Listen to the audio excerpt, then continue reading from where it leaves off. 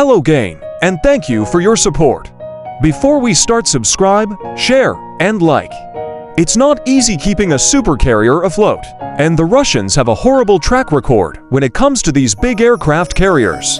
Russia has always dreamed of having a fleet of aircraft carriers and at least a few nuclear-powered flat tops. Here is the story of why some of this never came to pass. The Russians have bad luck with aircraft carriers of all types for decades now. Clearly a good thing for the United States and NATO. Its only carrier, Admiral Kuznetsov, is cursed with all kinds of problems and deadly mishaps.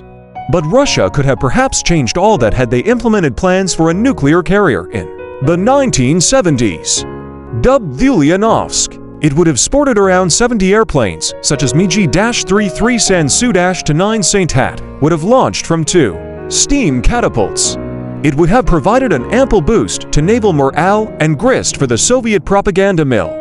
Ulyanovsk was supposed to have been a nuclear-powered supercarrier at 1,000 feet long and 85,000-ton displacement with a ski jump deck. The ship would have been armed with 24 launch tubes for cruise missiles with 3,400 sailors serving aboard. It would have had 3 elevators planned to serve at least 44 fighters and several early warning aircraft, including helicopters.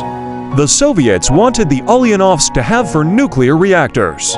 This would have given the carrier true blue water capabilities to allow it to steam at 30 knots in many areas of operations to compete with the U.S. Navy.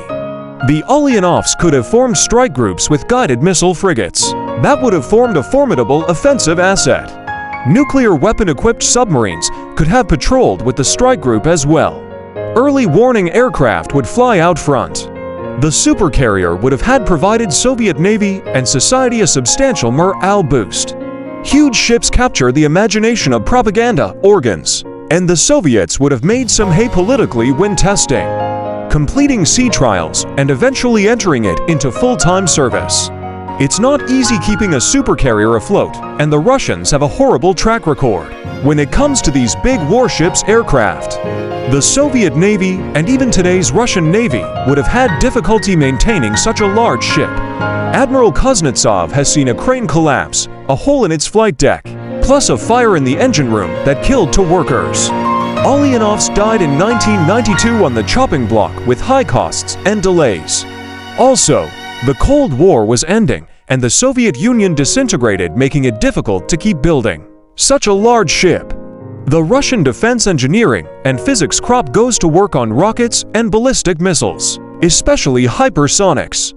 The Russian Navy has very competent guided missile frigates, including ship-based hypersonic cruise missile. But large shipbuilding may not attract the expert human capital that is needed for success.